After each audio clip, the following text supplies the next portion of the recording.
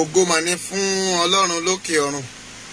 A yìn Ọlọ́run ọba tó pọ̀ ní ipá àti agbára.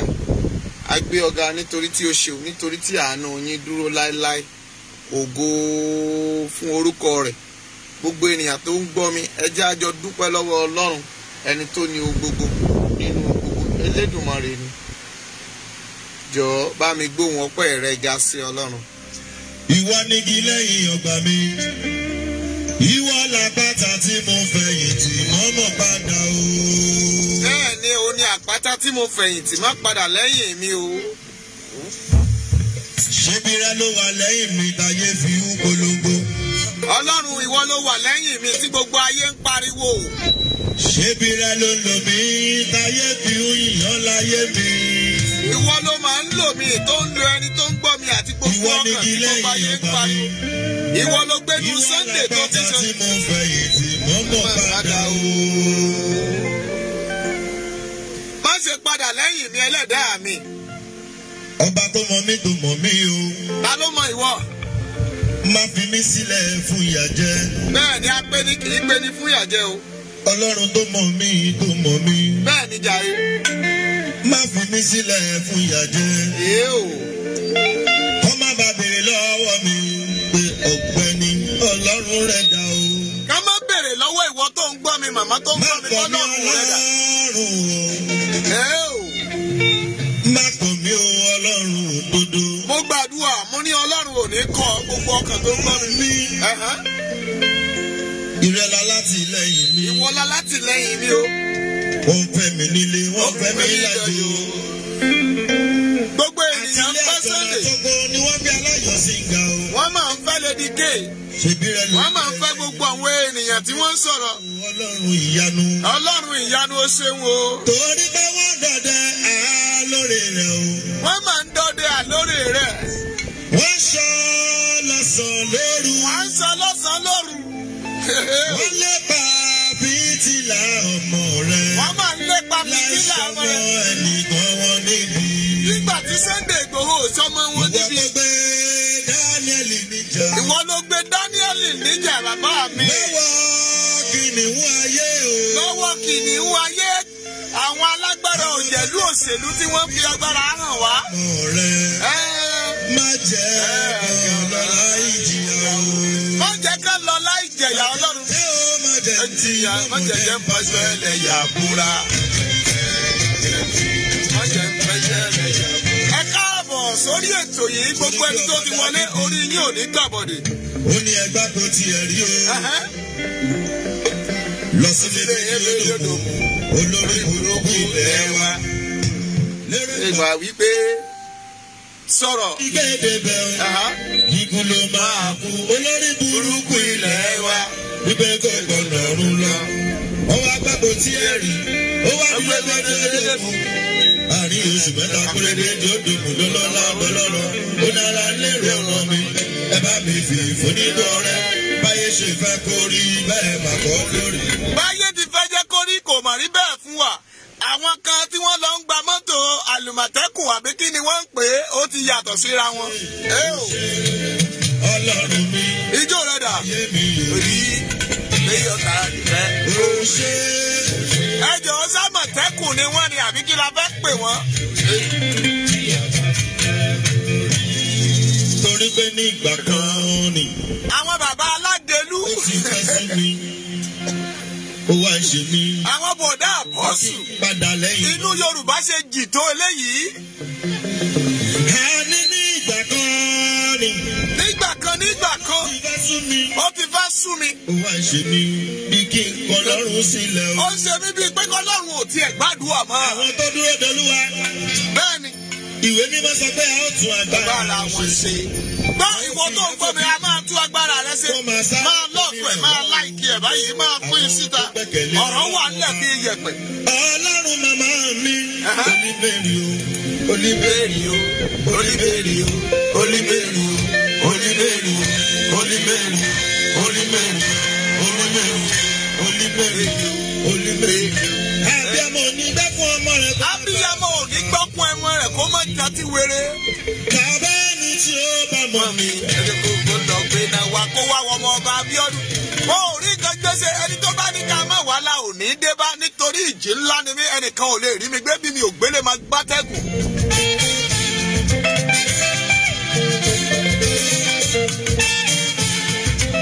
ẹni àpètòpètò ká pọ́wọ́ rẹ̀ nílẹ̀ tó yẹ tó tún pelé sí ni.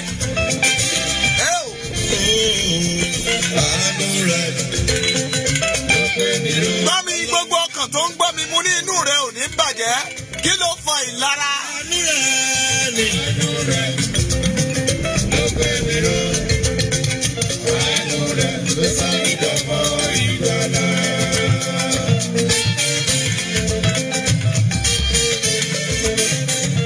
Ogun ṣe wá yí wa pọ̀ ní ilẹ̀ Yorùbá, àwọn àgbàyà òṣì, àwọn olè oníjẹkújẹ.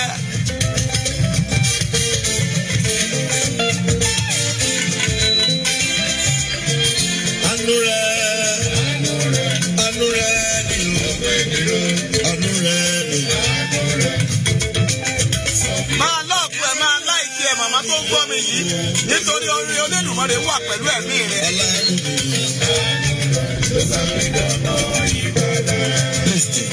Jésù ṣe mí lóore lórí èyí. A wà nínú ọ̀ndà ìdúpẹ́ lọ́wọ́ nítorí Ọlọ́run ṣeun. Ẹni tó bá ṣe ni lóore ọpẹ́ ló yẹ ká yí fún. Ọpẹ́ ràbàǹdẹ̀ fún Elédùmarè ẹni tó ní ayé ní ọ̀run. Jésù ṣe mí lóore torí èyí o ni mo ṣe ń yọ. Bẹ̀bẹ̀ nílẹ̀ ọjọ́ sí. Ó forí ọ̀fẹ́ o, ó fi gbé mi ró. Bẹ̀bẹ̀ ní ẹ̀yìn. Àkúté mú Lady Kéésì bá a dúpẹ́ lọ́wọ́ Ọlọ́run pé kò mọ̀nà ẹ̀mí rẹ̀. Ẹ bá mi yọ òmùra àánú gbà lọ́wọ́ Ọlọ́run ni. Ìwọ tó ń bá mi ń tẹ lọ́ọ̀bù tó ń tẹ láìkì yẹn lórúkọ Jésù, a ò ní ju fúláwà fún oore fún ọ. Ṣé pé tọ́lọ́run tó ti wà á ní tiwa ni? Ìbá má ṣe pé tọ́lọ́run tó ti wà á ní tiwa ni. Òkùnkùn ayé ìbá ti borí ìmọ̀lẹ̀ o. Ìṣọ́ mi ìbá sì ti gbé wa lọ. Òkùnkùn ayé ìbá ti borí ìmọ̀lẹ̀ o. Ìṣọ́ mi ìbá sì ti gbé wa lọ. Ẹ jẹ́ máa kí àwọn ènìyàn mi wo ọ̀nà tí máa gbà kí ẹ lélẹ́yìí. Mo ohun tó o bá ní mo bá ní o ṣe ni kó o ṣe. Nígbà tí Màríà sọ fún wọn pé ohun tí Jésù bá ní o ṣe ni kó o ṣe. O ṣe jàre Ọmọ́táyọ̀ báwo ló ṣe máa tó wẹ nínú mi.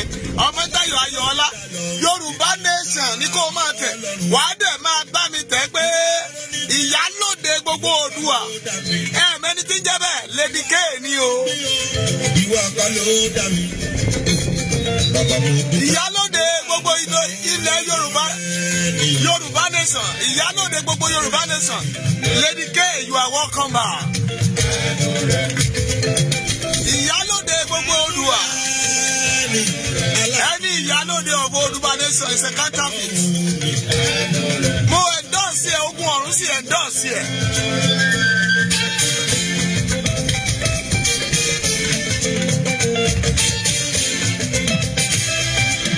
Obìnrin takuntakun ọkọ̀ DSS. Ìyá gbogbo DSS ní Lady K. Ó tú wọn láṣìírí kò já rí wọn pa. Mọ́mì kí làbá máa sọ tí ò bá jẹ́ Lady K ọpẹ́ fún olóore. Ojú pọ́n mi gan.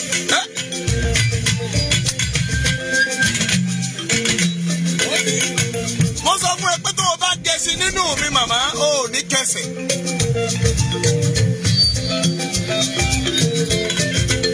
Jẹ́ máa rí Yorùbá Nation rẹ. Ọmọ táyé fẹ́ àṣà lórí rẹ ò ní gbàbọ̀lẹ̀. Orí o àti jẹun dọ̀rọ̀. Ó nira gan. Ó nira gan. Ẹsẹ̀ Ọmọ́táyọ̀ lórúkọ Jésù orí rẹ ò ní gbàbọ̀lẹ̀. Welcome back Lady K. Ìyálóde gbogbo Oòduà Nation. Béèrè lọ́wọ́ rí. Ìyáláyà gbogbo everybody. Ohun ojú onílé rí. Kó tó dùn onílé. Ẹ ṣe jàre fún mi láyọ̀. Ìgbà ọmọ ńlá. Àṣé ojú tó mọ̀ sí. Àṣé àpọ̀là ni. Ìyálóde Oòduà. Ojú tó mọ̀ sí. Àṣé àpọ̀là ni. Ọba ni fún. Ìyálóde ọkọ ìyáláyà DSS. Mo ò rí nǹkan gbèsè. Wọ́n fẹ́ kú ni àbá fẹ́ lówó. Ojú kòkòrò ti jẹ. Wọ́n lágbàdo lẹ́yìn. Kò lè léso gbọ́gbọ́. Torí pé kòkòrò ti fi jẹ. Yorùbá Nation ẹ máa bá mi tẹ́. No going back Yorùbá Nation. Jẹ́ máa rí Yorùbá Nation rẹ. Máa láìjẹ máa. No going back. Kòkòrò ti a sì wà lójú ọpọ́n síbẹ̀. Ó wá ń so nígbàdìgbà. Orí ọ̀fẹ́ Ọlọ́run ni.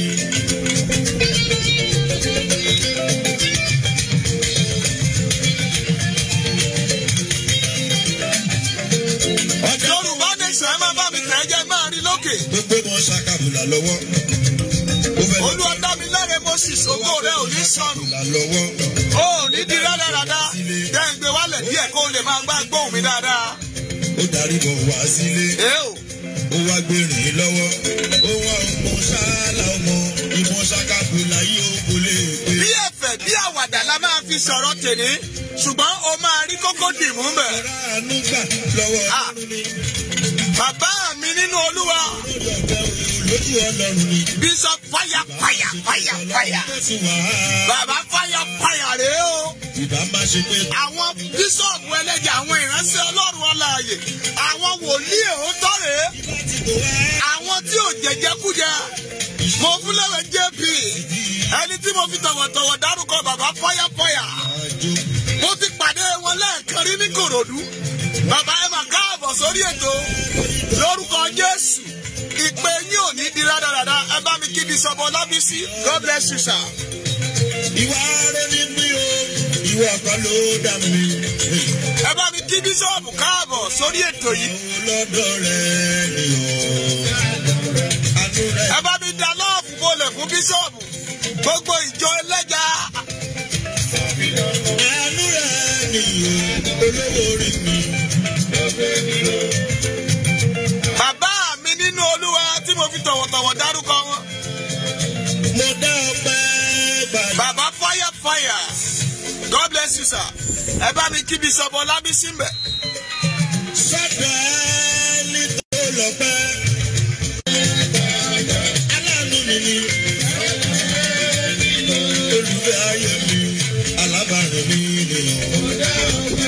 Bẹ́ẹ̀ ni ẹ ṣe oúnjẹ rẹ fún mi láyọ̀ òjò. Orílẹ̀-èdè Yorùbá wa ti dúró. Ògo ni fún Ọlọ́run lókè ọ̀run.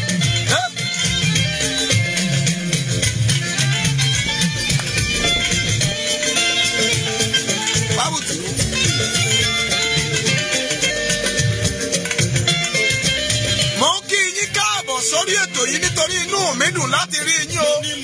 Gbogbo ọkàn tó ń jọ dáadọ́ gbàdúrà lórúkọ Jésù. Àdúrà yẹn jẹ́ ìtẹ́wọ́gbà. A dá ọpẹ́ padà fún ẹni tó ní. Òun ló ní. Ẹni tó lọ pẹ́. Lórí ayé gbogbo ni. Ẹ fi ìmọ̀ràn hàn. Ẹ máa bá mi kí wọn. Gbogbo orúkọ àwọn méjèèjì láàyẹn. Èyí tó bá ti mọ orúkọ ẹ̀ nínú wọn. Máa tẹ̀ jáde. Máa kí wọn káàbọ̀.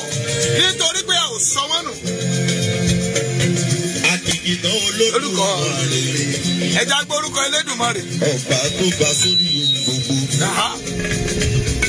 Ọ̀pá àtìrín kanlẹ̀ òkọ̀run bàbá mi. Bẹ́ẹ̀ni ìfolúsọ onídúró mi ẹ̀ ṣe ń wo. Iná lójú, iná lẹ́nu, àjàwó onídàá. Adédèjì ògo rẹ̀ á fọ̀hún. Ṣèbí bàbá kí ẹwà máa jẹ́ Ọlọ́run. Ẹ ṣe o, ẹnì kojú mi ti kún báyìí. A ò ṣọ̀fọ̀ mọ́. Mo sọ fún ọmọ níta ní Ákánì náà nítorí wọ́n máa jẹ̀bi ọ̀rọ̀ náà.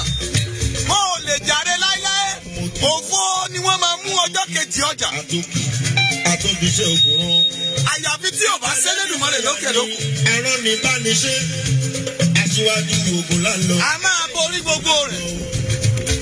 Mo bèrè lọ́wọ́ wọn lọ́jọ́sí. Ìbéèrè mi àjọ yẹn ni mo padà sí lónìí. Ṣèbí wa ló dá wọn pọ̀ lẹ́ranko. Òun ni pé gbogbo agbára ti. lẹ́yìn Sunday Igboho ta ni ó dìde? Ìpàdé tọ́lọ́run ni. Ta ló yẹ ká fi sọ́lẹ̀? Orílẹ̀-èdè Lédìké, you are welcome. Ìyálóde Oòduà káàpàtà. Yóò jìrè ló jẹ́. Yóò ràmà ló jẹ́. Ẹ bá mi tẹ gbòsà fún àwọn méjèèjìlá. Àwọn akọni ẹlẹ́rù. Yóò bá ṣe pé ìra mi ló jẹ́. Yálà ti kù ló jẹ́. Yàgbọ́ yùmọ̀ ló jẹ́. Yàsà tàrú ló jẹ́. Jálàjálàlù ló jẹ́. Ìdí náà sì lábàlú. Bọ̀dá Omíyalé brother Táíwò and the rest of the God bless you all. Mo gbádùn ọ̀rọ̀ rẹ fún mi. Láyọ̀ Bello wà rógolo. Ẹ máa bá ń dúpẹ́ lọ́wọ́ wọn. Ẹni wọ́n káàbọ̀. nation. Ọkọ ayé tí màmá Yétúndé. Ó ṣe I stand with the Sunday Igboho. Inú mi ń dùn sí yín okun ọ̀run dẹ̀ ń dìrù sínú gbogbo ẹ̀ tó bá mi ṣe. Má gbàgbé àti bá mi ṣe ọ̀rọ̀ yìí. Ó lọ ọ̀pẹ ẹ jẹ́ àdá ọpẹ́ padà. Mo dá ọpẹ́ padà o. Akínrẹ̀mí ó ṣeun gbòòsà. Gbòòsà. Aláàánú mi o. Gbòòsà. Ọpẹ́ padà. Ẹ ṣe jàre má jà sọ́lá wa. Ẹ kú ọkọ àwọn Fúlàní. Ojú ti eku tó ń jẹ̀dí ọ̀bẹ. Sáwọn òṣèlú sí èrè ni àbọ̀ fẹ́ ya wèrè mọ́ tilẹ̀. Ọ̀rọ̀ náà dùn ó ká wọn lára torí pé a nínú election in 2023 wọ́n fẹ́ kú wọ́n ti wà ní kọ́mà. Òde orin iṣẹ́ làwọn lọ ẹlẹ́gbẹ́ mú ni. Òde orin iṣẹ́ làwọn lọ ẹlẹ́gbẹ́ mú ni. Ẹ má jà lòde orin òde ọ̀rọ̀ là ń lọ lẹ́nìí hallelujah. Aláyọ̀ máì tí ìjà lòde orin jẹ́ máa lòde ọ̀rọ̀ lórúkọ Jésù wàrà ànúgbà orí rẹ̀ ò ní dàrú. Ẹ bá ń dúpẹ́ lọ́wọ́ ẹni tó mọ̀ọ́re nítorí pé ẹni tó bá ṣe ni lóore ọpẹ́ là ń dá tá a bá dúpẹ́ oore àná àtúrí mìíràn gbà. A dúpẹ́ lọ́wọ́ Elédùmarè ẹni tó ní ayé ẹni tó ní ọ̀run mànàmáná tí ṣojú ọ̀run màná akọni ẹlẹ́rù Ọlọ́run a yìn ọ́ a gbé ọ̀gá nítorí ẹ̀yin lẹ lọ̀rọ̀ ó sọ àkọ́pẹ́ láti tìkọ́ ṣe ni ọ̀rọ̀ wà pẹ̀lú Ọlọ́run Ọlọ́run sì ní ọ̀rọ̀ náà ọ̀rọ̀ la fi borí ọ̀rọ̀ la fi gbé wọn mì ẹ̀mí mi máa bá wa lọ ogun ọ̀run máa bá wa lọ gbogbo ọkàn tó wà ń gbé lẹ́nẹ̀ẹ́ Olúwa kó yà yín sí mímọ́ orí yín ò ní gbàbọ̀dè ẹ ò ní tọrọ jẹ ẹ ò ní tọrọ mu ẹ ò ní tọrọ náà Elédùmarè kó wà pẹ̀lú ẹ̀mí yín Ọlọ́run à ń lọ sínú ọ̀rọ̀ náà Olúwa gba gbogbo ògo gbogbo tí a máa tú lẹ́ni Olúwa bá wa tú èyí tá a máa fi sínú ìdè ẹ̀mí máa fi kọ́kọ́rọ́ ayérayé gbèdè àfẹ̀dìdìdì bẹ́ẹ̀ ló máa rí o kò ní yí padà Jésù náà agbára wa gbọ́ mo ní kókókókó lòun agogo dùgbẹ̀dùgbẹ̀ báyìí lòun akèrègbè ẹnìkan ò gbọdọ̀ mú wa lóhùn ara kì í sán kó gbàgbọ́ rẹ̀ sílẹ̀ ẹnikẹ́ni tó bá dẹ́bùrú wa gbọ́ ni wọ́n ní ijọ́ tẹ́jọ́ bá fàdójú ọ̀nà tó bá dẹ́bùrú ọ̀nà ọjọ́ náà lẹ́yìn rẹ̀ jó gbọ́ dáadáa wọ́n ní tíná bá jogi tó bá jógbẹ́ tó bá dójú ọ̀nà àfọ̀nà lẹ́ni oṣù ayé àjẹ́ ayé ẹlẹ́bọlógún tó bá dìde sí ìrìn àná rẹ lẹ́ni tó bá kọ̀ tó lòun ò fi ọ́lẹ̀ ara Elédùmarè kó sọ padà ọkùnrin kan kó sàmí bẹ́ẹ̀ ni obìnrin kan kó sàmí ra ànúgbà Ọlálékan Bọ́sẹ̀ ẹ káàbọ̀ o màá máa kí yín ní kọ̀ọ̀kan bí ẹ ṣe ń wọlé Ajíbọ́lá Fọláṣadé lórúkọ Jésù orí rẹ̀ ò ní gbàbọ̀dè. lẹ́nìí ibi tá a máa yà pọ̀ torí pé àwọn èèyàn ní ibi tá a fẹ́ yà pọ̀ ṣùgbọ́n ibi tá a lọ ò jìnnà. ṣé ẹ rí àwọn kankan mìíràn wà tó jẹ́ pé wọ́n ní tí ẹrú bá kú tí iná bá kú afọ ẹrú bojú bọ́gẹ̀dẹ̀ bá kú afọ ọmọ rẹ̀ rọ́pò ẹni a bá rí pé ká fi rọ́pò ẹni tá a bá bá ń bẹ̀ mami bí àbòsí ló máa ń rí lójú ẹni. ṣùgbọ́n ìwà ọmọ ènìyàn ọmọ ádámọ̀ tẹ́ ẹ bá rí àlùjànnú a máa wùwà dáradára wọn kì í dára wọn kí ló wá dé tí gbogbo ọmọ Yorùbá wá jẹ́ ìkà àwọn apànìyàn aṣojú pọ̀rọ̀ ni wọn aṣojú bẹ̀rẹ̀kẹ̀ wọn a máa pànìyàn lábẹ́ ẹ̀lẹ̀ kí ló dé Elédùmarè ò dá wa bẹ́ẹ̀. ìlara ṣùgbọ́n Ọlọ́run a máa fojú aṣebi hàn ìyá tó ń gbọ́ mi mo ní Ọlọ́run a máa fojú aṣebi hàn gbọ́ ìwọ tó rí àmì àkọ́kọ́ ṣe mo sọ́ta gbára Elédùmarè tó fi pè mí lórúkọ Jésù ẹni tó mọ̀ ọ́ tó dẹ̀ tún ṣe ọ́ lórúkọ Jésù ogun ọ̀run fẹ̀mí rẹ̀ ṣòfò dànù.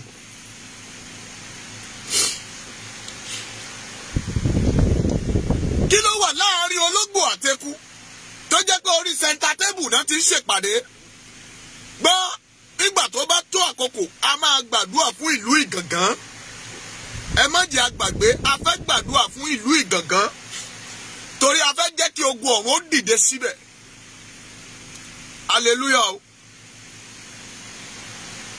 Abrahamu Adéoyè ẹ káàbọ̀ ẹ̀ẹ́rẹ́ ògolo Fèyí Sara Ògúntọ́lá ayé rẹ ò ní di rádaràda mò ń kí yín inú mi ń dùn bí mo ṣe ń rí yín oore kan ní kò ṣe mo ti ní ètò yìí wọn kì í dá a gbọ́ o ní láti fún ẹlòmíràn gbọ́ torí tó o bá gbọ́ mọ́ mi wàá dárònú sínú ara rẹ ṣùgbọ́n o gbúdọ̀ fi mú fún ènìyàn kan kẹjọ máa pín o kẹjọ máa ṣàṣàrò nínú rẹ̀ nítorí o máa gbọ́ kan gbọ́ kí ọ̀rọ̀ torí pé ìlara ènìyàn ló máa ń mú ènìyàn jábọ́ lórí àkàbà ìṣògo.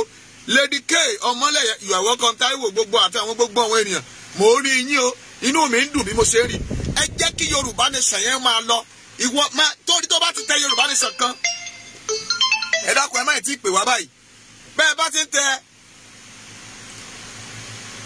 Lady K you are welcome ẹ máa bá mi kí gbogbo àwọn èèyàn yẹn náà ẹ máa kí wọn.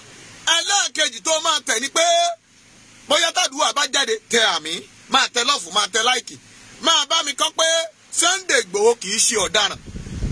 èyí tó wá pọ̀ jù nínú ọ̀rọ̀ rẹ lẹ́ni ni kó máa tẹ pé Yorùbá Nation jẹ́ kí gbogbo orílẹ̀-èdè àgbáyé mọ̀ pé a sì wà lórí ọ̀rọ̀ náà kò tí ì rẹ̀ wá àṣẹ̀gbé kẹ́ẹ̀pẹ́ kaná ni o àṣẹ̀gbágbẹ́rẹ́ kaná ó ṣẹ̀ gbóná ni àṣẹ̀fẹ́ kágbàdo sínú rẹ̀ kò tí ì ta ó dẹ̀ sí máa jẹ́ kí ni àgbàdà ò gbóná àgbàdo ò ta ẹ gbọ́ dáadáa ẹ tí mo rí oyin yẹn o ẹ ń ja ẹkẹ ńgbà tá a wà lábúlé ńgbà tá a bá lọ sí tá a bá ti fẹ́ lọ tá a fẹ́ sọdún Ògún wọ́n á máa sọ pé àgbàdà ò gbóná o àgbàdo ò ta ìjà ti yá nìyẹn tẹ́ bá ti ń gbọ́ àgbàdà ò gbóná àgbàdo ò ta ta ló mọ̀nà eré ẹ̀ẹ́dẹ́ á lọ ṣùgbọ́n tó bá ti ń di pé ọlọ́mọ kìlọ̀ fọ́mọ rẹ o kò ní àrò ọlọ́mọ kìlọ̀ fọ́mọ rẹ o kò ní àrò ogun yá nìyẹn mọ́mì àti fẹ́ ṣe kí ni o ogun fẹ́ pàdé ogun ẹ̀mí mímọ́ fẹ́ pàdé ara wọn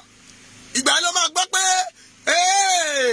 ẹ wá wò ó ti dé ọlọ́mọ kìlọ̀ fọ́mọ rẹ o kò ní àkókò tá a wà yìí mọ́mì ó ṣe taná sójú ni pápásẹ̀ múná ni etí oko ló ṣe ń jó kò tí ì bọ́ sínú rìsáàfù nígbà tó bá bọ́ sínú rìsáàfù ẹ wà á rí i pé gbẹ̀rẹ̀gẹ̀dẹ̀ gbiná àwọn tẹ́ ò lérò pé ó dìde fún ilẹ̀ Yorùbá lákòókò náà wá dìde lójú páálí wọ́n sì mẹ́yẹ bọ̀ lápò ni wọ́n rò pé ó pọ́nkó ó ní àparò ni ẹlòmíì láyò kò tọ́ ni ẹlòmíì ní kò tiẹ̀ wá rí bẹ́ẹ̀ ó ní kò sẹ́yẹ ṣùgbọ́n bó bá jẹ́ yẹ ni bó jẹ́ ku ni èmi àti ojú èmi àti ẹ̀ á rí ẹ jẹ́ a máa lọ sínú ọ̀rọ̀ tèmi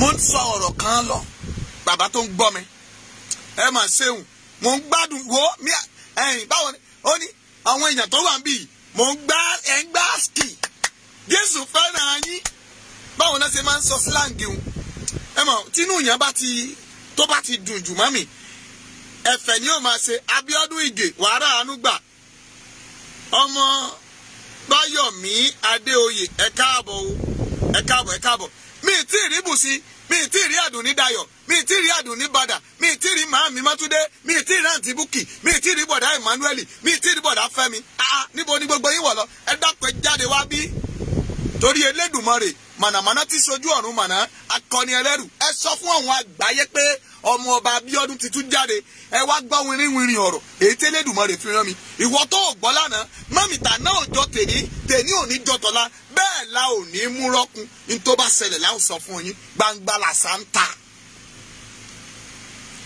sọ fún ọ̀tá rẹ pé àṣà kì í rí bí bà sí lórí òkun tó bá wá rí bẹ́ẹ̀ ẹyẹ ò kì í kọ́lé sórí omi ibo ló fẹ́ kọ sí ọ̀nì ni ó gbẹgẹ alágbára tó ta kókó tó lóun fẹ́ fàpò yọ̀ síbẹ̀ ẹ rí pé ó ń ṣera rẹ̀ ìfun rẹ̀ ó rẹ̀ wẹ́wẹ́ báyìí ìjọ tí ekò ló bá dẹnu kọyọ̀ tó lóun fẹ́ ṣàṣejù ọjọ́ náà ní gé kutukutu ọjọ́ tí sìgìdì bá fẹ́ tẹ́ ó ní ká gbé òun lọ sódò kó òun lọ wẹ̀ ẹni bá dẹ́bùrú rẹ̀ ogun ọ̀run á lù ú pa lójijì gbéra lẹ̀ ẹ jẹ́ á máa lọ sínú ọ̀rọ̀ náà. mami ẹni tá a ní tá a yẹ ká fẹ̀yìn lẹ̀ fún ẹni tá à ń wò bí alágbára ẹni tá à ń wò bí alákíkanjú ènìyàn tó bá dà ọ́ mami ẹlòmíì á lè fẹ́ gbóògùn jẹ èmi á máa sọ wípé ẹ máa tóri bó sì kà ní bẹ́nìyàn dáadáa ní ẹ máa tóri àti ìkófálẹ̀ ìfánsẹ̀.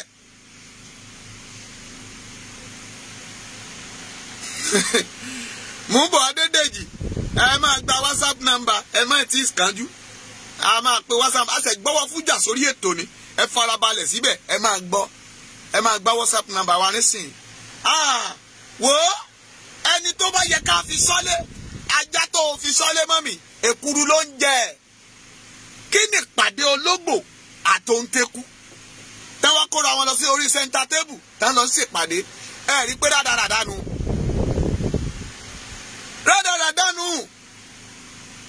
àwọn OPC wọ́n mú wákìlì ẹ gbọ́ o kẹ̀tẹ́ tí yín gbọ́ wọ́n kó wọn dé station amọ̀daràn asọ̀daràn ńlẹ̀ àti ẹni tí ó mọ̀daràn wá àti ìmọ̀ gbàgà ìyẹn ẹni máa dé o. Ìkejì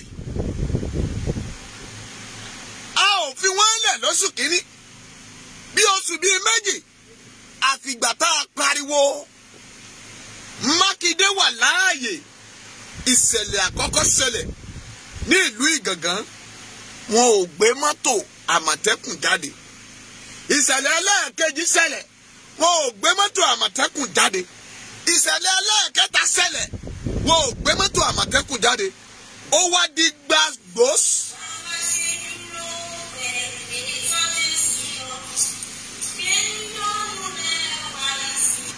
Ó wá di gbàgbós. Jíjíjí wọ́n balẹ̀ Sunday Ìgbòho jẹ́. Wọ́n mú Lady K. Wọ́n mú ohun gbogbo. Ìgbà yẹn l'Àpọ́sù ṣe sọ wípé tí gbogbo èèyàn ń ké tá à ń pariwo tí ìjà ń lọ tìlù tìfọ́n tá à ń pariwo pé Sunday ò kì í ṣe ọ̀daràn. Mákindé wà láàyè kò kú o. Láàárín rẹ̀ èyí tí a tún sọ yìí wọ́n tún ránṣẹ́ ogun sí Ìgàngán. Ṣùgbọ́n ẹ ti gbàgbé pé Mákindé sọ pé gbogbo ohun tó ṣẹlẹ̀ lẹ́ẹ̀kejì ní ìlú Ìgàngán pé òun ni ẹdí ẹbí ọ̀hún rù. Etí Àpọ́sù òdì nígbà náà. Etí Gani yín ààrẹ ti yín nílùú Ọ̀yọ́ òdì o kì í ṣe ààrẹ wa l'Oǹdó èmi ò mọ̀lú tó kù. Ṣùgbọ́n ààrẹ ìlú bàbá tèmi kò tó bẹ́ẹ̀. Àwa làárẹ̀ ilé wa àwa ní jọmọ ọ̀lúdà. Òròkó gbà mú dàkọ̀kọ̀ òwò tí gbà mú boyó. Òwò ànákù gbẹ́pọ̀ wú ó ní dúkú tanù dáhùn kánà. Torí pé olórí ogun làwa a ò ní bẹ̀rù ogun.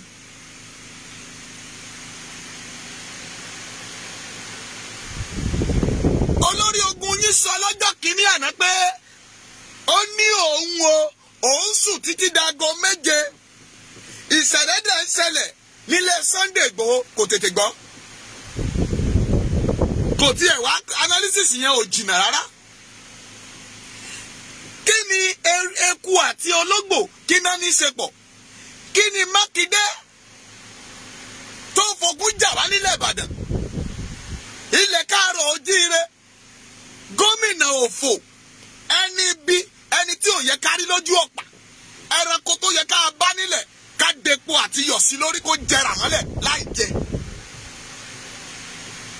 Ṣùgbọ́n rántí o Mákindé pé lọ́jọ́ kan ó máa fipò náà lẹ̀.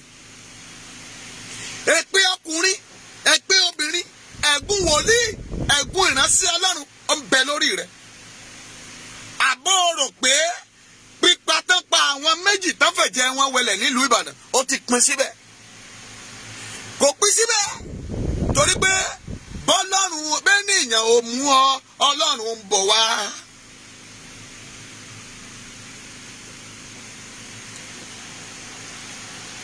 Bẹ́ẹ̀ ní ìyàn ò mú ọ Jésù mi ń bọ̀ wá. Alágbára ń bọ̀ kò ní pẹ́ dé mọ́. Bàbá mi ń bọ̀ kò ní pẹ́ dé mọ́.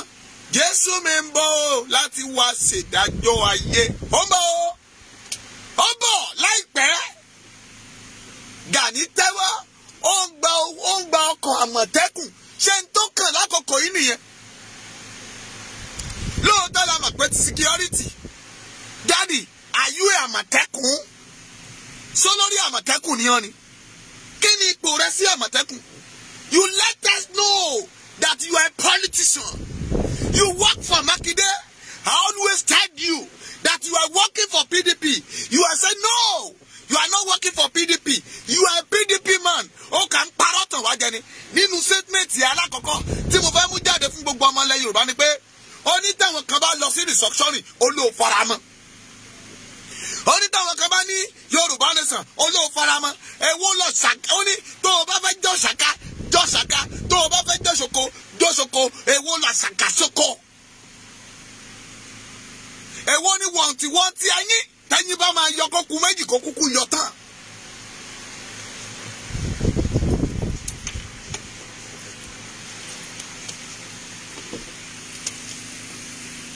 Ṣùgbọ́n mo fẹ́ jẹ́ kí gbogbo yín ó mọ̀ pé lọ́jọ́ kan aṣojú èmi rẹ dádì lọ́jọ́ kan yóò ṣojú èmi rẹ a ó yọ ìtí ojú rẹ a ó sì fi hàn ọ́. Bíbélì ò sọ fún wa pé ká máa jẹra wa lẹ́sẹ̀. Bíbélì tó sọ pé òun kà yẹn o ní láti gbàwé rẹ wá náà ti fi ọ́ sínú kérúbù tó dẹ̀ ti ń tan kándù tó dẹ̀ ní pẹpẹ lé. Ìjẹ́ ìwọ kà pé ká máa ṣe lára.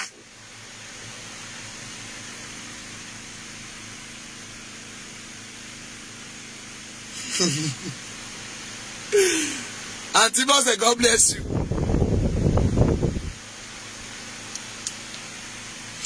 Ṣùgbọ́n mo fẹ́ jẹ́ kẹ́ ẹ mọ̀ pé gbogbo nǹkan téèyàn bá ń ṣe àṣepamọ́ ni o kò sáṣegbé. Èyí tí mo bá ṣe é lẹ̀ òun láyé máa rí. Ohun tó o bá ṣe é lẹ̀ òun láyé máa sọ. Ṣùgbọ́n gbogbo ipòkípò tó o bá rìn sí òun ló máa jèrè ẹ̀. Ṣá máa kí ọ káàbọ̀ ọmọ ọ̀dọ̀ rere. Ǹjẹ́ tí wàhálà bá dé ǹjẹ́ gbogbo ayé á jà fún ọ? Who is the righteous person? Ta ni ẹni náà? People have been deceiving people. Kí ló dé tá à ń kóra wá sẹ́nu ogun? Kí ló dé tá à gbé kìnìún lẹ̀ tá à sọ ọmọ ènìyàn síwájú ẹ̀? Èmi a máa sọ wípé ẹ jẹ́ kán bọ́ ta kán sọ òtítọ́ kán fi ilẹ̀ Oòduà yìí búra pé kó gbé wọn mì. Tí wọ́n bá fi tọkàntọkàn tẹ̀lé ìrìn àjò tá à ń lọ yìí. Even Tinubu you are talking about every day. Tí gbogbo wa ń pariwo tí à ń bú lójoojúmọ́. Pé bàbá ò sọ̀rọ̀ sókè ó ń jẹun sókè ni. When you still searching the man's mind. You still love Yoruba for some area. Ṣùgbọ́n Gani is not loving Yoruba at all. Let me tell you the reality. Mo fẹ́ jẹ́ kí ẹ dì í mú lẹ́ni. Tinubu tẹ́ ń sọ̀rọ̀ ẹ̀ lẹ́ni ni. Jagaba tẹ́ ń sọ̀rọ̀ ẹ̀ lẹ́ni. Ògúnjìmí tẹ́ ń pariwo ẹ̀ lẹ́ni. Ó sì ní ìfẹ́ kékeré kan síbi kan nínú ọkàn rẹ̀ tó ti wò pé tíwájú ò bá ṣe é lọ ẹ̀yìn á ṣe padà sí. Ṣùgbọ́n torí pé ó ti tẹ́rí sí, ó ti jalè, ó ti jẹ́ ọ̀daràn, ó ti pànìyàn, ó ti fẹ̀jẹ̀ ìwọ̀n ènìyàn wá ipò ni Ọlọ́run ṣe bínú sí. Ṣùgbọ́n look at this useless man. Tójú ẹ̀mí mi, ojú ẹ̀mí rẹ̀, ìwọ ń sojú ayé. What is that car for? Kí ni mọ́tò yẹn wà fún?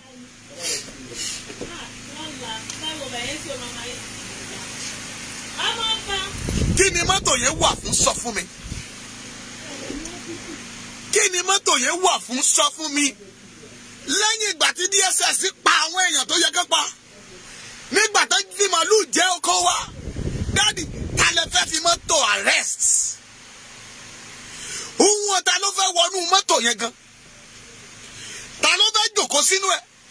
You want to claim it as your property in a future? Do you want to paint it to a OPC? Tell me the reality. That one is not our property. Kì í ṣe property wa. Nílò yẹn lákòókò yìí. We are not fighting for them. We need to fight for ourselves. We need to stand in of ourselves. Tó o bá ní ìdí mọ́tò, why you can ask for àwọn Oòduà tí gbogbo àwọn èèyàn tó máa voice of Oòduà, they will give you a lot of car. to use for our security. We didn't need any car from olóṣèlú kankan. Ẹ fún wa ní májèlé, ẹlẹ́rìí ràn wá lọ́wọ́. Ẹ pa wá lọ́mọ, ẹlẹ́rìí ràn wá lọ́wọ́. Ẹ ń ṣiṣẹ́ ìkà àti iṣẹ́ ìbànújẹ́, ẹ ń dá májẹ̀mú, ẹ dàbí Ákánì tó mú ohun èèwọ̀ wọ ilẹ̀ Ísírẹ́lì. À ń gbàdúrà. Ṣé ìyẹn náà fi tù ẹ́ lójú sà? Ṣé ìyẹn náà fi tù ẹ́ lójú pé lára àwọn ọmọ rẹ táyà rẹ̀ sì tá ń lock down? Àbí do you find out pé kì í ṣe pé Mákindé ló ń lo owó agbára? Let me tell you the reality. I don't want to hide it from everybody. Let the shame become a shame to all of Yoruba people. Jẹ́ kí a yọ ìtì ojú yín ká fi wọ̀nyí. Gbogbo ẹ̀yin tá ẹ lọ sí ilé Sunday Igboho tá ẹ kó DSS dání. Do you think Buhari know about it? Buhari ò mọ̀ nípa ẹ̀. Buhari ò mọ̀ nípa ẹ̀. Ṣùgbọ́n nígbà tó délẹ̀ tán ló ṣe gbọ́ pé ẹ mà ṣeun. Ẹ̀yin Yorùbá lẹ gbìmọ̀ pọ̀. Ẹ̀yin olóṣèlú lẹ gbìmọ̀ pọ̀. Ẹ̀yin lẹ lọ sí ilé Sunday Igboho. Ogun ọ̀run dẹ̀ máa pa gbogbo yín run ní láìpẹ́ ọjọ́.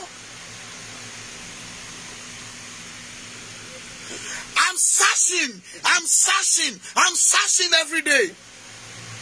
Mo dẹ̀ béèrè lọ́wọ́ Ọlọ́run mi. Ẹ̀yin lẹ gbé lọ síbẹ̀. Gbogbo agbára kí ọ̀tá má bá wọlé. Gbogbo ohun tó wà ńbẹ̀. Ẹ̀yin lẹ kó gbogbo rẹ̀ lọ́bẹ̀. Tẹ́ ẹ lọ bà gbogbo agbára tó gbé síbẹ̀ jẹ́. Ẹ̀yin lẹ wádìí agbára rẹ̀. Ogun ọ̀run dẹ̀ máa wádìí yín á dẹ̀ pa yín run lójijì.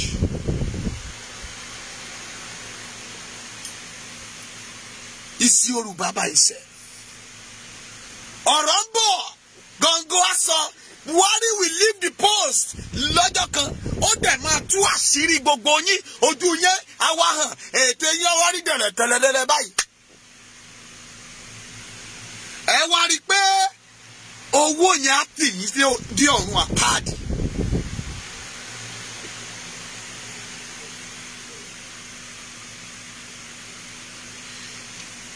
Ẹ̀yin lẹ wà nídìí ẹ̀. Ẹ̀yin lẹ set up. Because you lose your popularity. Ipò yẹn ti mẹ́hẹ̀. All the governors ẹ kóra yín pọ̀. Ẹ ṣojú ayé. Ọ̀bẹ géni lọ́wọ́ tán, abẹ́ géni lọ́wọ́ tán. Ẹ wá sọ́ọ̀lẹ̀. Ẹ wá ní iṣẹ́ wo lọ̀bẹ. Ẹ má mọ̀ ọbẹ̀ mọ́ yìí o. Ẹ wọ́n ní ẹ má ṣe báyìí mọ́ o. Nígbà tó ọbẹ̀ ti ṣe ohun tí ó ṣe tán. You are now started deceiving us. Pé ẹ̀yin gómìnà, ẹ̀yin DSS, ẹ gbọ́dọ̀ wá sí country ìlú wa o. Kẹ́ wá arrest èèyàn láì jẹ́ pé ẹ sọ fún wa. You are a fool. Fool ní gbogbo yín. You think we are fool like you? We are not fool like you. Orí yín ti dàrú. Ọpọlọ yín ti sán sínú. A mọ̀ yín, a sì mọ ọkàn yín. Olúwa mọ̀ yín, ó sì mọ ọkàn yín. Torí pé ẹni ìkarun ní gbogbo yín. Things you believe. Ọlọ́run kì í ṣojú ṣàánú. Ọlọ́run ò kì í ṣojú ṣáájú. Let me tell you the reality today. Today, tó bá sọ pé because you won't ṣe ìkàlẹ́ ni, when the die minute, you will ask him for God to forgiveness and God will forgive you. Torí ẹ̀yin Kìrìsìtẹ́nì tẹ́ wà ń bẹ̀, ẹ gbàgbé pé nígbà tó bá tẹ́ bá ti ṣe kàtán, tẹ́ bá kúrò lórí oyè, bí bàbá yín Ọbásanjọ́, ó mọ olóhùn ti lọ di pastor, òun ti di born again. Do you God can forgive him? Do you believe that God can forgive him? Do you know how many people ó mọye ìlú tí ó perish lẹ́ẹ̀kan náà nígbà tó wà lórí alágbádá yìí náà? Ó lọ sí ilẹ̀ Ìgbò, ó ní kan lọ perish ìlú yẹn mọ́lẹ̀. Kí náà lè ṣe tó bẹ́ẹ̀? Ẹ̀san rẹ̀ rèé. Àwọn tí wọ́n fogún jà wá, wọ́n mara wọn. But they are believing today, when we are doing bad thing, you will now be calling yourself pastor. O rò pé Ọlọ́run ò rí ẹ. Ó jẹ̀yà rẹ kó o tó kúrò láyé. Ó yàgbẹ́ ara. Ọmọ inú rẹ̀ ó sọ ọ́ lóko. Ojú rẹ̀ ó fọwọ́ bògiri rìn. Ṣùgbọ́n ìtí àwọn tìyẹn fi dáa ju tiyín lọ ni pé wọ́n ń ṣe kí ni? Wọ́n máa bá ṣe ń give. Wọ́n bá ti gbé oúnjẹ lọ ṣọ́ọ̀ṣì. Àwọn pásítọ̀ òfò náà ẹ wàá máa gbà. Ẹ máa tẹ́wọ́ gbà. Àìmọye pásítọ̀ náà tó bá dé ṣọ́ọ̀ṣì. Báyìí ni a ṣe program o. A ní rárá òun ti jọba lórí ohun gbogbo. Ọ̀dẹ̀, you better come down on that place. Ọlọ́run ò mọ̀ yín. Tó o bá lọ gbọ́ oko sẹ́lé bàbá àrà kí iye rẹ̀ sí. Lọ gbọ́ oko sẹ́lé bàbá àrà. Lọ gbọ́ ọ̀rọ̀ ikú kó o mọ̀ pé lọ́jọ́ kan èmi tí mo sọ̀rọ̀ ẹ̀ máa sùn ní ìní jímọ̀. Ó lè jẹ́ ọ̀la, ó lè jẹ́ kíkọ yìí. Ẹlòmíì adé tó bẹ̀rẹ̀. You think o ti kó gbogbo ayé sáyà. O rò pé o lówó lọ́wọ́. Àwọn gómìnà ọdún 8 ètò bá rí orí ọ̀fẹ́. Ọdún 4 + 4 lẹ́yìn ọdún 4 kọ́ kí ló tún kù. Tinubu dà ó lọ ọdún 8. Fáṣọlá ó lọ ọdún 8. Ambode ó lọ ọdún 4. Sanwó-Ikú òun náà wà ńbẹ̀ báyìí. Ìjọ wo ni ò ní bọ́ọ̀lù? Àwọn tí wọ́n ti ṣe lánàá dà wọ́n ti kú wọ́n ti lọ. Mákindé ìwọ náà ń lọ. Bẹ́ẹ̀ ọpẹ́ ṣéjú bẹ́ẹ̀ lọ. Torí pé o wá rònú ọkàn rẹ pé òkìkí rẹ lọlẹ̀ tí Sunday Igboho ń borí tiẹ̀ ó lè kúrò láàrin ìlú. Ọ̀rọ̀ náà fi lé ọ ó sá tẹ̀fẹ̀tẹ̀fẹ̀ nígbà tó bá yá.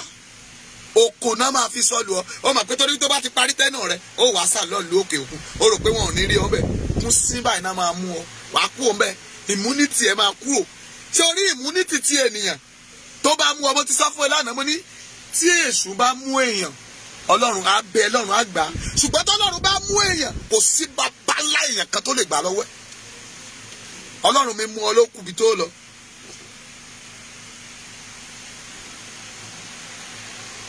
Àlàájá bọ́dún rìn ẹ máa káàbọ̀ ma. Lórúkọ Jésù orí yín ò ní gbàbọ̀dé. Ẹ ò ní tọ́lọ jẹ́ o. Ẹ ní dìdàkudà. Tá bá rí ogun ìdílé tó bá yọ yín lẹ́nu mo pa láṣẹ. Lórúkọ Jésù ẹ̀mí rẹ̀ ṣòfò dànù lẹ́ni. Àwọn màámi nù. Àwọn ìyá tó yẹ ká máa fi yan gàn. Àwọn ni òní. Tó jẹ́ pé ọ̀rọ̀ ìlú yìí ló wà lọ́kàn wọn. Mo sọ̀rọ̀ wọn nínú program lánàá. Àwọn màmá kan wà. Wọ́n ti tó ara wọn bọ́ nílùú tí wọ́n wà. Wọ́n jẹ wọ́n mu ṣùgbọ́n wọ́n wò pé àwọn kan wà nílẹ̀ yìí tí ayé wọn ò dáa. Ṣùgbọ́n torí ẹ̀yin wà ń pò. Bàbá Olúwa dá bàbá sí fún wa. Ẹ dákun ẹ má pè mí mò ń bínú lọ́wọ́ o.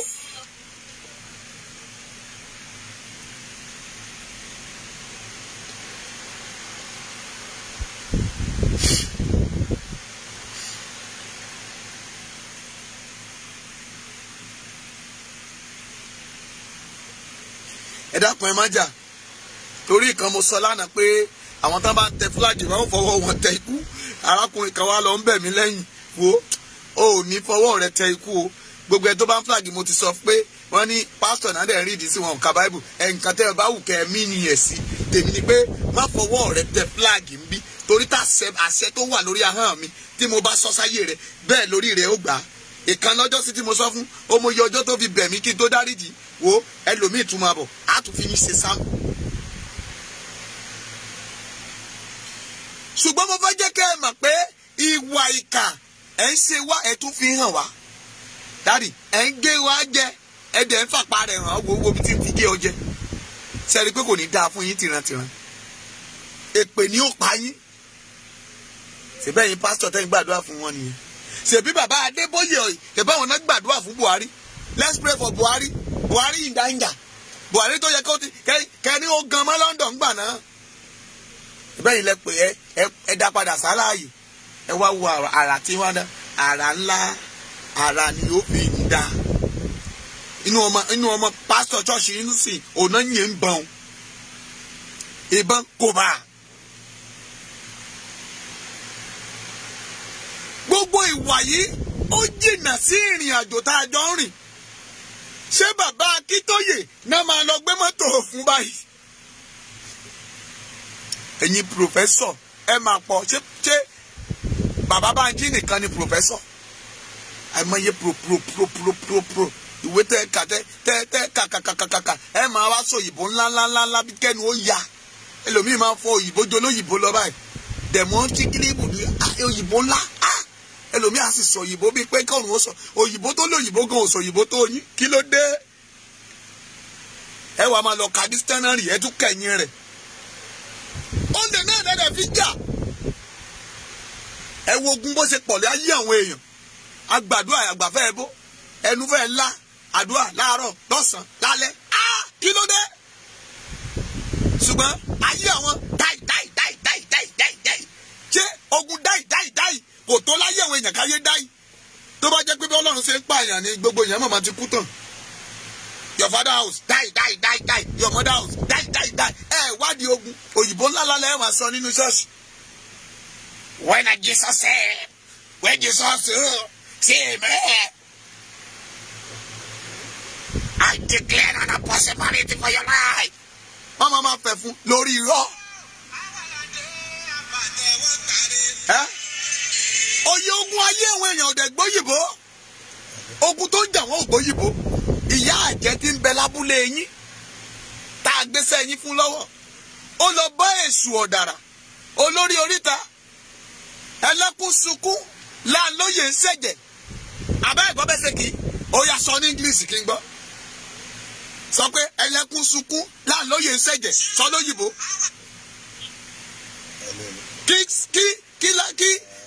Kí láńlóye ó wá gbọ́. You now say, let's pray. When I gather together, oh my God, we standing up. Oh, my tarare. Look at that pastor. Powerful. Look at that pastor. Sọ̀rọ̀ ìjìnlẹ̀. Kí ni ogun tó fi gbégun wọnú ayé rẹ̀? Ẹni tó gbádàrà jẹ́ kí sọ fún ọ. Jẹ́ sọ fún ọ. Ẹni tó mọ̀ òwú dúdú, òwú funfun. Tó ní òwú dúdú, òwú funfun. Wọn kì í jẹ́ra wọn níyàn. A practice yẹn ní. Àmú òwú dúdú, àmú òwú funfun. Adẹ̀ ń lọ pọ̀. Kò jẹ́ra wọn níyàn. Yorùbá tó sọ pé tí sìgìdì bá fẹ́ tẹ́ oníkan gbé òun lọ sódò lọ wẹ̀. Ṣé ẹ̀mọ̀ pàmò náà fi ń mọ sìgìdì iyẹ̀pẹ̀ ni tó bá wọnú omi ṣé ò ní tú. Ìwọ sì ń gbàdúrà, okay, when sìgìdì want to test, you now carry sìgìdì to water now destroys sìgìdì. Ṣé ó sìgìdì gbọ́ yẹn? Àbọ̀sàn yín lé bàbá rẹ̀ gbọ́ yín. Ẹ̀kú ti bẹ nínú ilé rẹ̀, dáyà sọ ẹ̀kú. Okay, ó pe masquerade.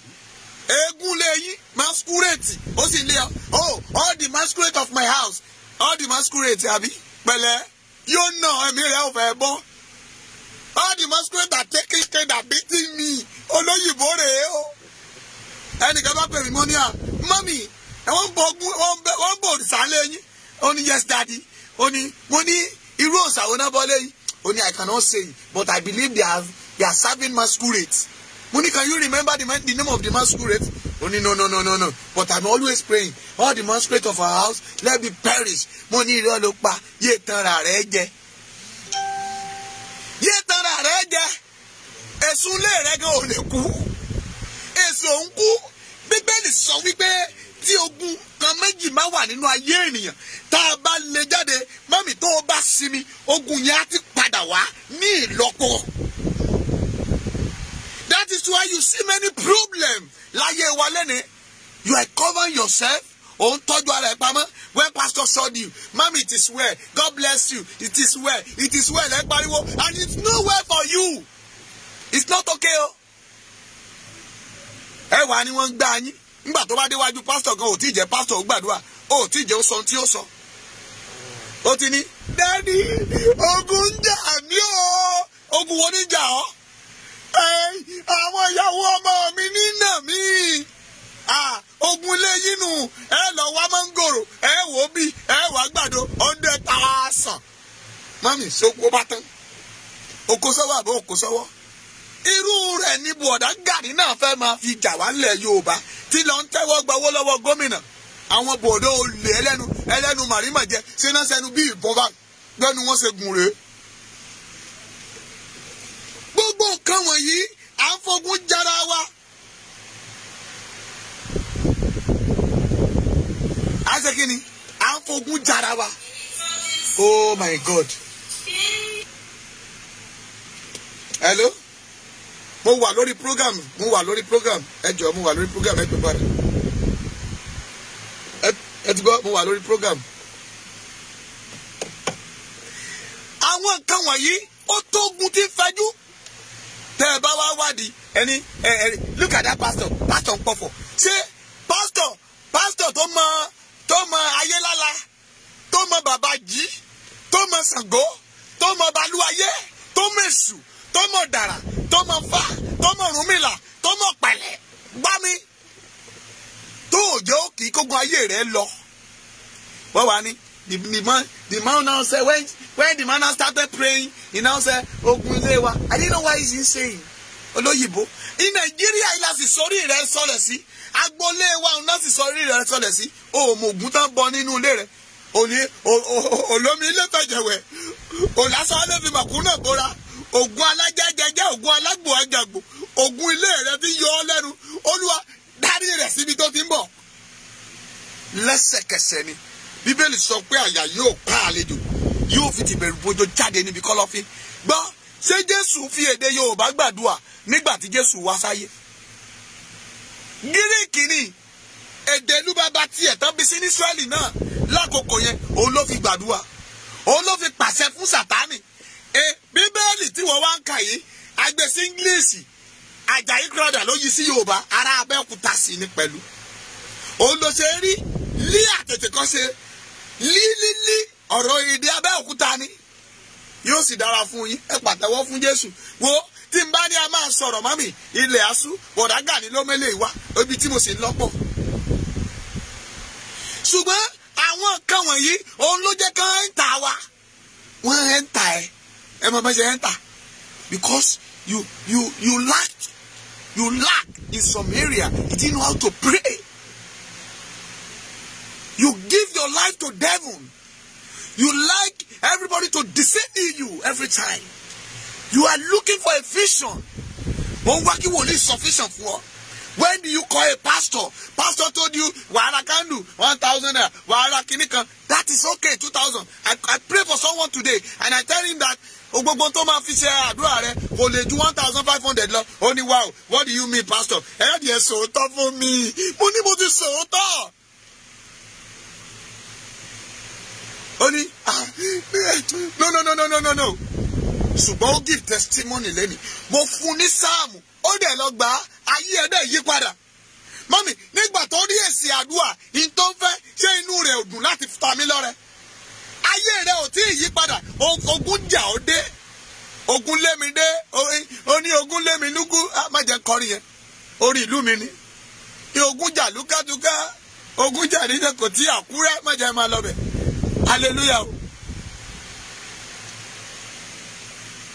Ogun ò lè lọ because ibi tí owó tó san yẹn tó dùn ọ́ lọ́kàn, owó tó san yẹn tó mú ọ bí omi ọrùn, owó tó ń lé yẹn ó ti jẹ́ kó ogun ayé rẹ̀ dúró síbẹ̀ kò lè lọ. Why are we be telling you to go and bring 1 million? Because of what? Ẹni tó ya wèrè gan wọn ń gbówó wèrè. Wọ́n ní ẹni tó bá wo wèrè tó gbẹ̀jẹ́ bí ò ya wèrè ọmọ rẹ̀ gáàsì. Ọ̀rọ̀ ilẹ̀ Yorùbá ó jẹ́ ọ̀rọ̀ tí a gbúdọ̀ jókòó sọ. Kì í ṣe ọ̀rọ̀ pé kájọ sọ kélédè míì wà mẹ́. There's a stupid man. Mo sì gbé orúkọ ẹ̀ pamọ́. I'm still covering for him fully. Lecturer ni èdè Yorùbá ló dẹ̀ ń kọ́. Ṣé ó yẹ wọ́n ní tí ẹjú akátá bá léwó ṣé ó yá orí àkùkọ onígbé tí ó lágbé ẹ̀ ló yẹ kán ti sọ. Ló wá ń sọ pé Yorùbá kì í ṣe èdè kan. Yorùbá kì í ṣe ẹ̀yà kan. Can you imagine? Ó wá ń sọ katakata èdè Yorùbá. Àwọn tá máa ń kọ́ wa Yorùbá tó tún kọ́ wa Yorùbá sì nànú ni. Ó yẹ kí irú wọn yẹn ti kick the cup pocket. Kan ti ta tẹ́rù ń pa. Àbí tẹ̀bí àkànlò èdè nu. Kick the bucket. When the man kick the bucket. Yorùbá ẹ̀wà èdè Yorùbá ó dùn púpọ̀. A ní àkànlò èdè. Àìmọye àwọn kan tá a lè sọ tí àwọn èdè míì ò lè gbọ́. Wọ́n ní ó ta tẹ́rù ń pa tó o bá sọ létí Fúlàní ṣó gbọ́. Àkàrà tú epo, ẹja ń bá kàn àti bẹ́ẹ̀ bẹ́ẹ̀ lọ. Ṣùgbọ́n nígbà tẹ́ ẹ̀ bá ti la gbogbo rẹ̀ mọ́lẹ̀ ẹ ò tí ì sinmi. Mo sọ lánàá fún yín mo lẹ́yìn lẹ̀ tú àṣírí ara yín síta. Nígbà tẹ́ gbé BBC tẹ́ni kó máa lọ sí di Ṣàngó abúlé yín. Ó wá dé di Ṣàngó abúlé yín. Ó wá gbé kámẹ́rà tí oníṣàngó abúlé yín rèé o. Kí ni ń jẹ? Kì í jẹ po, kì í jóbi, kì í jáde, kì í jẹ gbogbo ẹ̀. Ẹ kà wá ka gbogbo rẹ̀ fún. Bíbélì sọ pé àṣírí Ọlọ́run bẹ pẹ̀lú àwọn ènìyàn tiẹ̀. Ó ń bẹ pẹ̀lú àwọn wòlíì rẹ̀. Tó o bá lo màṣírí Ọlọ́run, you deceiving yourself. Tí Ọlọ́run bá ní kó o jókòó ń bí mò ń padà bọ̀, ibẹ̀ kan ló fẹ́ gbà. Ó sọ fún wòlíì rẹ̀ pé mò ń bọ̀ nígbà tí atẹ́gùn lé ó ní Ọlọ́run káàbọ̀ ó ní mi ìsínbẹ̀ omi rú wù ìrú omi dún ó ní Ọlọ́run ti dé Ọlọ́run lòun ò sí bẹ̀ gbogbo ọ̀nà ló tẹ̀sí ẹ̀ kò sí bẹ̀ nígbà tó wá yá ó ní mo wà nínú ìdákẹ́rọ́rọ́ òun ló fi sọ fún ọmọ Ísírẹ́lì pé ẹ pa ẹnu yín mọ́ keep your mouth shut torí pé èmi máa jà fún yín. but àwọn alárékérekè olè ọ̀daràn àwọn tí wọ́n fẹ́ owó ju ẹ̀mí àwọn ènìyàn wọn lọ ní àwọn bọ̀dá wa wọ̀nyí. you see people loving money tán bá ti rí èèyàn tó like owó lẹ́gbẹ̀ẹ́ be running for him or her because ó máa pa ẹ́ last ni. when you saw someone loving money ká tó sọ̀rọ̀ kó ti pariwo owó iná ni be running for him because tí ò pa ọ́ bàràbàrà ni ó fi ọ ṣe. look at this man gbogbo àwọn tó ṣe lóore nígbà tó wà in problem àwọn tó tọ́jú ẹ̀ béèrè lọ́wọ́ rẹ̀ pé ṣó mọ̀ wọ́n lé ni because of money títà náà ò bá yé wa tèmi yé wa náà. Mákindé wa ń gbé mọ́tò àmọ̀tẹ́kùn fún ẹ jọ kí ló ní kẹ́ ẹ kó sínú ẹ̀ ò bá ti kọ́ gbé padà fún kó lọ kọ́ OPC sí tó bá sì jẹ́ OPC ò bá sì dà á ló fi tù yín lójú ó tún gbé mọ́tò àmọ̀tẹ́kùn lé ẹ lọ́wọ́ inú rẹ̀ náà ń dùn ó tẹ́wọ́ gbà wá ń ṣe fọ́tò báyìí sẹ́ẹ̀rí pé òpònú ayírádà ní ìbòdà yín yẹn náà. Sunday Igboho wà níbẹ̀ ni kò tí àti ìkẹsẹ̀ járe àwọn Lady K nígbà náà orí wọn ò ní jẹ́ àtúndé bẹ̀ mọ́ wọ́n sì wà nínú àhámọ́ lákòókò náà. wọ́n ń gba mọ́tò ó fi mọ́tò ẹ̀ tó sọ pé tó bá dúró ẹ sáná sí.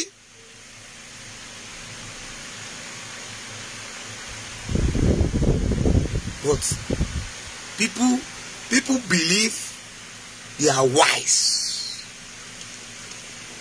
but òmùgọ̀ ni wọ́n. Bàbá Akíntóyè ṣé many things na wọ́n yẹn máa fi confuse ẹ̀ náà. Do you see the man talking anyhow? Do you see the man doing anyhow? Do you think people are not? Àwọn èèyàn ló máa bú bàbá yẹn ni wọ́n bú náà. But he keep him mouth shut. He know what is going on. He know where he's going.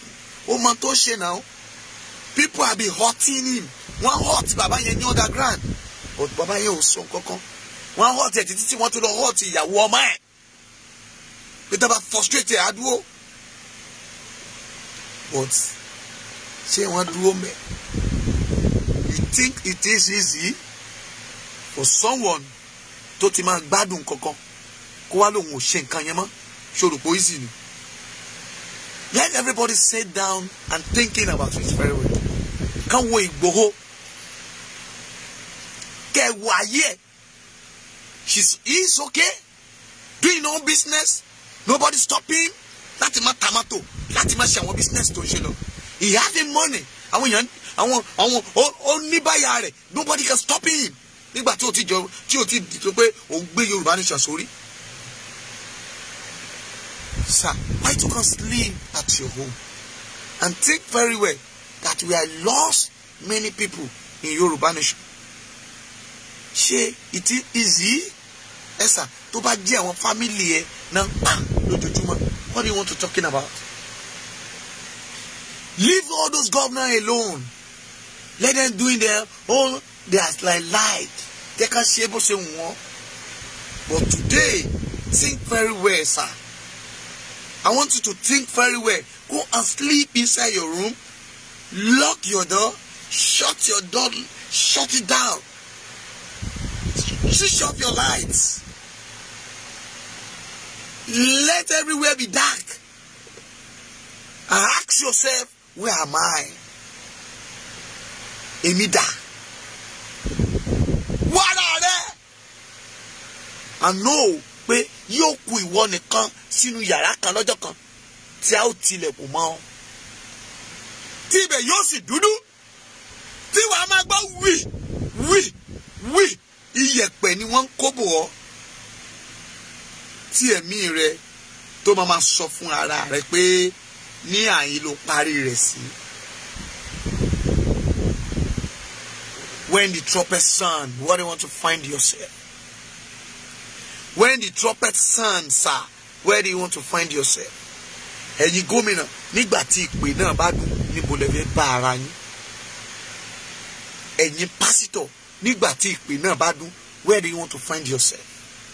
Because of your money, because of posts, because of the siren, they will blow when you are coming.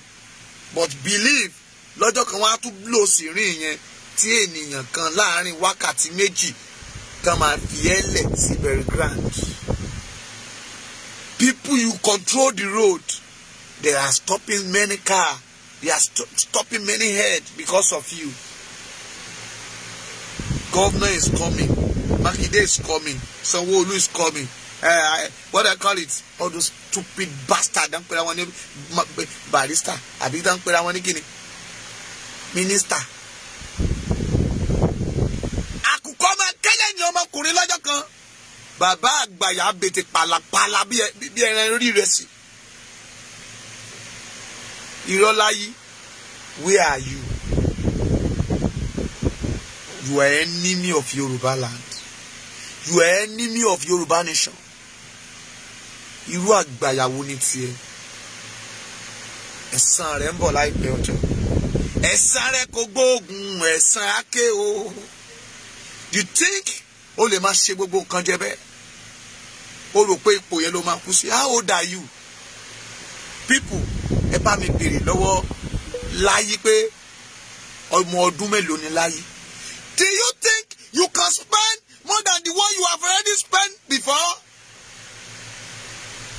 How old Láyí ọmọ ọdún mélòó ni ọ́? Do you think you are 50 years old? You're not. You are not. You are not. Tẹ́ bá wo Láyí, is about 70 years old. Tẹ́ bá wo real age, is about 70 years old. Do you think Láyí can use more than 70 years more? Let me 140. Even you are still spending another 70 years more, making 140 years. Ṣé ni máa yàgbẹ́, ẹ ti máa dé pampers sà. Mo gbàgbọ́ lákòókò náà, ọ̀rọ̀ rẹ ò lè jọ́ ti ènìyàn mọ́.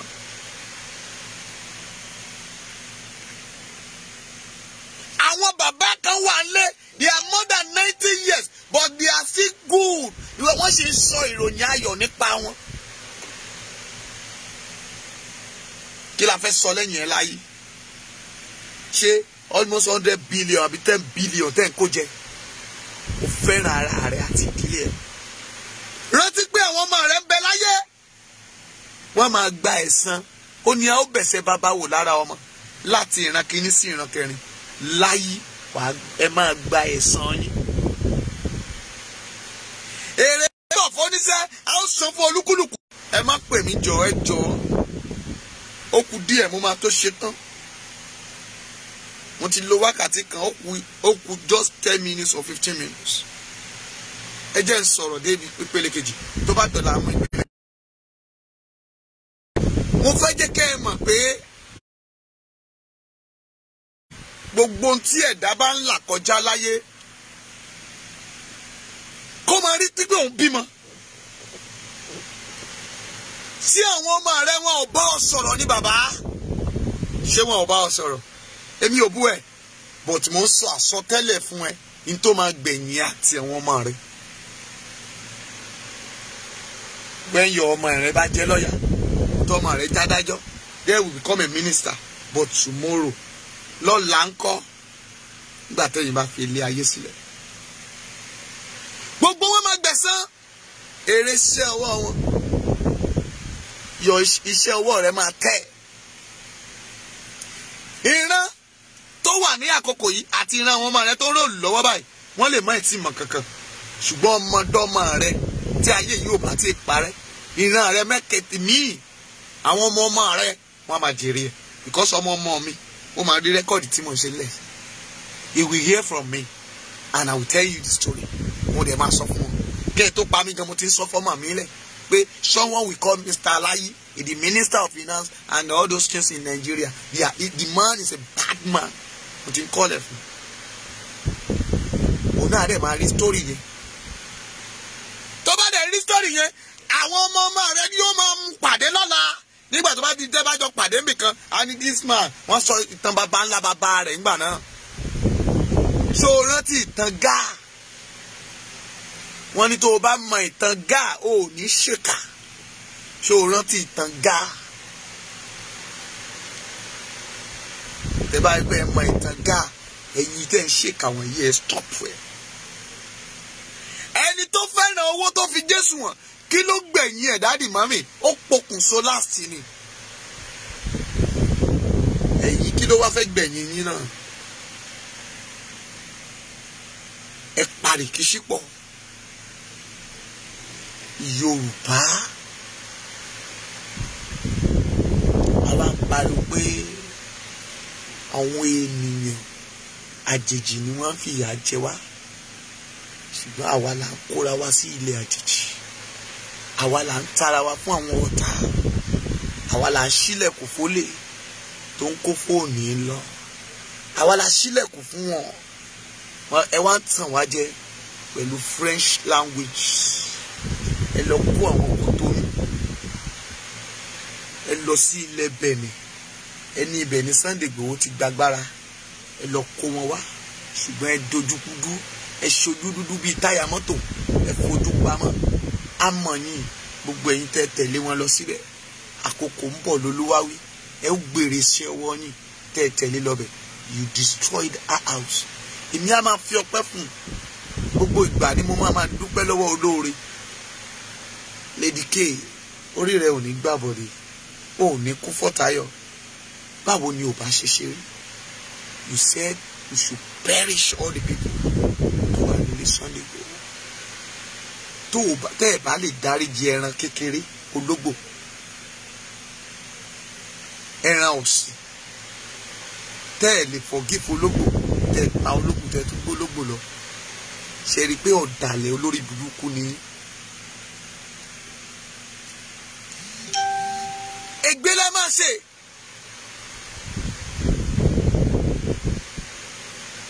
Ègbé òun lẹ máa ṣe.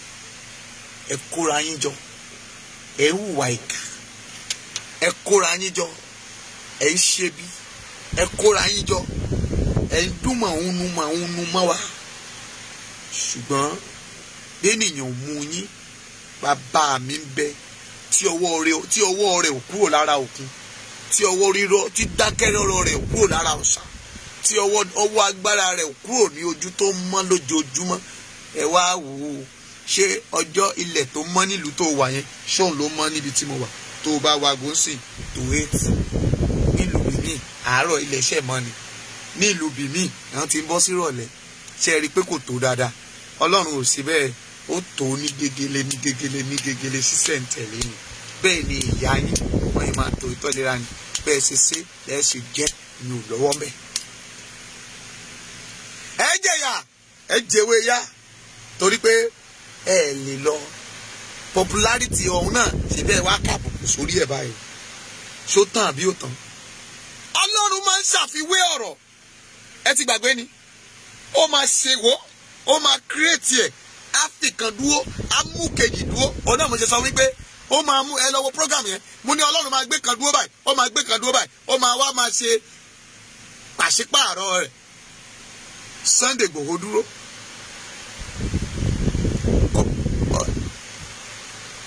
Abba Kyari náà dúró. Abba Kyari standing as a Sunday Igboho for Fulani.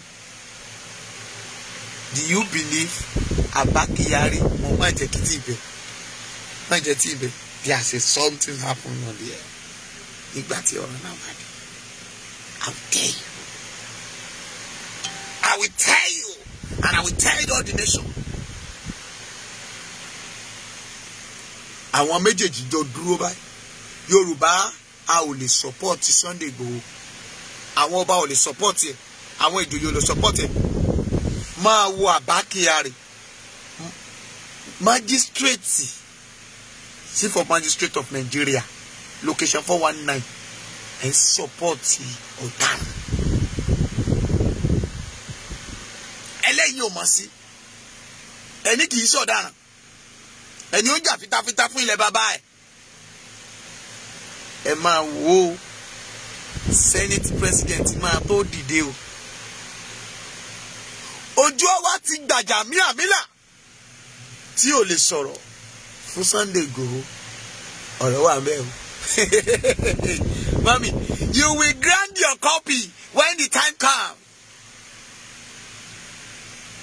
ẹ rí àwọn Emirates àbí kí lẹ máa ń pè wọ́n ẹ̀mí àwọn they will stand for backyard. wo àwọn mọ́tò bọ̀gìnì tó wà ní ẹ̀ ṣé wọ́n lọ destroy ẹ̀ àbáníkà kó wọn wá.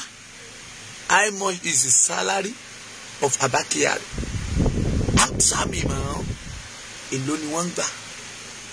Daddy, èló ni wọ́n ń gbà? Èló ni salary ọlọ́pàá? Ṣó gba 10 billion naira lóṣù? Wọ́n jayé alábàtà. Ìlàjú lọ. Look at now. Wọ́n tún mú wa. Wọ́n tún ní ká lọ mú owó wá láti tún wá béèlì àwọn tí ó ṣẹ̀. Ṣé ó ti dúró báyìí o? Ẹ máa wo odindi ọgbọgba báyìí. Sunday Igboho fún ilẹ̀ Yorùbá, Abba Kyari fún Fúlàní. Ẹ wá wòran. Ẹ wo àwọn tó máa ṣe sọ́pọ́ọ̀tì.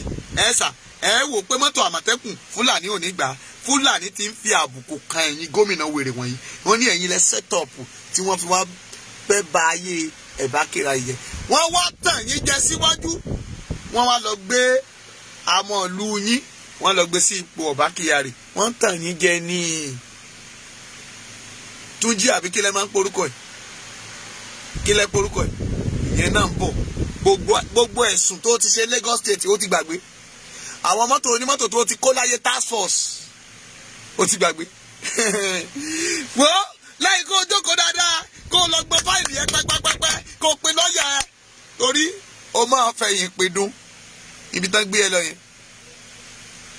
Wọ́n fi yẹ́ joyè inú rẹ̀ ń dùn. Wọ́n fi yẹ́ joyè a ó fèrìn jọba ẹ̀wẹ̀kú ẹ̀wẹ̀lẹ̀ a ó fèrìn jọba ẹ̀wẹ̀kú ẹ̀wẹ̀lẹ̀ àti gbẹ́ kòtò sílẹ̀ ẹ̀wẹ̀kú ẹ̀wẹ̀lẹ̀ ẹ ò mà pé ẹ ó pọ̀ ọba ẹ̀wẹ̀kú ẹ̀wẹ̀lẹ̀ àfikún ní kòtò ẹ̀jẹ̀ jẹ́ pàlà kùmà lórí rẹ̀ pò. Ṣòro pọ́ngọ̀ ni wọ́n ò mà dádúró wọ́n mà sọ pé kó sì yẹ̀bá díẹ̀ mọ́ ni. Wọ́n wá fìyẹn sípò yẹn ẹ̀ kárí pé Abba Kyari di IG lọ́la ni. Má wà surprise bí Abba Kyari tó bá lọ di IG lọ́la. Wàá ṣe báyìí. Ẹ pọ̀ mẹ́ they will pick you one by one one by one. Abba Kyari tẹ́ ẹ nílẹ̀ ni ó lè become a president in Nigeria tomorrow. Bẹ́ẹ̀ bá tètè pín Nigeria that is where they are going to. Sà àwọn mẹ́ta ni wọ́n fẹ́ jẹ president of Nigeria nínú Fúlàní náà lọ́wọ́lọ́wọ́. Senate president wọ́n bọ̀ mí. Èyí tó pera rẹ̀ ní chief of justice ó ń bọ̀ mbẹ́. Yes. Ọba tán lé kúrò lórí oyè náà ń bọ̀ mbẹ́. Àwa wo ibi tá à ń lọ. Àwọn tí ò fẹ́ jẹ́ kí Tinubu ó jọba nù ni o. Ọba lọ́la. Mọ́mí lọ́ọ̀fẹ́ láìkí ẹja máa lọ lé wa. Adúpẹ́ lọ́wọ́ Ọlọ́run ọba tó ṣe ohun gbogbo nínú ohun gbogbo. Elédùmarè mànàmáná tí ṣojú ọ̀run mànà. Agbé ọ̀gá o, mo yìn yín, mo dúpẹ́ fún yín, mo gbé yín ga. Mọ́mí lọ́ máa yànnà náà ẹ lọ́ máa digest ẹ̀, ẹ lọ́ máa mọ́rọ̀ yẹn kẹ́ ẹ máa pín nítorí Elédùmarè. Gani padà lọ sùn sínú yàrá ẹ̀. Ààrẹ of Ọ̀yọ́ lọ padà lọ sùn sínú yàrá ẹ̀. Èmi ọmọ ọba Abíọ́dún ni mo sọ. Look and rest àbí kí náà pé sleep ní ògbóyìnbó lọ sùn. Kò jí kò paná kò wá sókùnkùn kò máa wò pé lọ́jọ́ kan á kù ẹ́ kù wà rẹ tá máa máa da yẹ̀pẹ̀ bọ́ wí. Ibo ló fẹ́ lajú sí? Ṣé iṣẹ́ ọwọ́ rẹ débẹ̀? Ṣé o mọ̀? Òṣèbọ ṣóògùn tó bá rọmọ ọlọ́mọ á gbé. Thank you. God bless you. Mo gbàdúrà. Mami, jẹ́ advice yẹ. Ogun ayé rẹ ò gbóyìnbó o. Don't let people deceiving you. Die. No. Màmá yẹn ò mọ tí máa ń jẹ́ die o. Ṣùgbọ́n sọ fún ìyá rẹ pé àràbà yìí o so yẹ kó wo. Ṣé yẹ ká àràbà yìí o kó wà láàyè? Àràbà yìí o yẹ kó wo. Jọ sọ̀rọ̀. Ó yẹ kó wo. Ó yẹ kó wo. Program kan bọ̀. Alẹ́ Friday máa jóni.